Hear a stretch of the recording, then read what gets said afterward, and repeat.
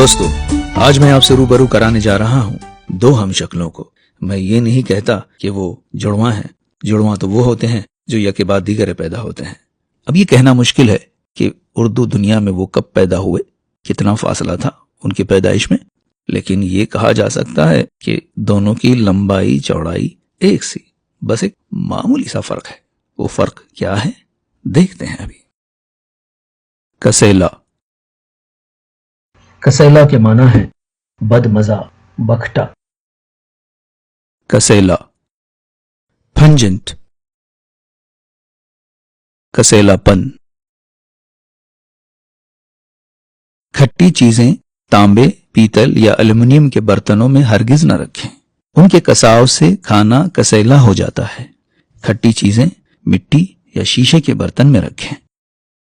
اچار، مربے اور چٹنیوں کو شیشے کے مرتبانوں میں محفوظ کیا جاتا ہے تاکہ ان کی کھٹاس میں کسیلا پن نہ آ جائے۔ املی اور کیری کھٹی ہوتی ہیں جبکہ آملہ کسیلا ہوتا ہے۔ کریلا اور نیم کڑوے ہوتے ہیں۔ معروف افسانہ نگار محمد حمید شاہد نے اپنے افسانے میں اس لفظ کا استعمال کس خوبصورتی سے کیا ہے، دیکھیے۔ وہ قہقہے مار مار کر ہنستا رہا، حتیٰ کہ قہقہوں کے تسلسل سے اس کی آنکھوں میں کسیلا پانی بھر گیا۔ جب اس کا باپ رفتہ رفتہ اپنے حواس کھوتا چلا جا رہا تھا، تب بھی اس کی آنکھوں میں ایسا ہی کسیلا پانی تھا۔ کسیلا۔ کسیلا کے معنی ہے کسا ہوا، مضبوط بدن کا۔